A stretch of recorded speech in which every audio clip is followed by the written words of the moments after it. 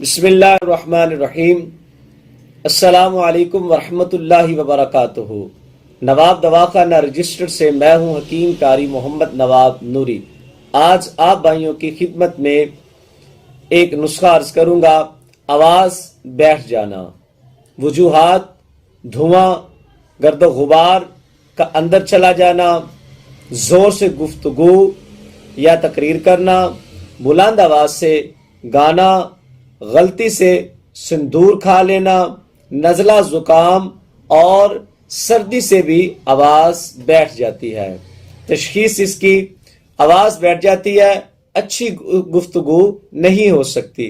اس کا علاج: اگر سندور کھایا ہو تو 2 رتی تمباکو پان میں رکھ کر کھائیں اور دیگر اقسام کباب، چینی، دانہ الائچی خرد اور ملٹھی پان میں ڈال کر کھائیں۔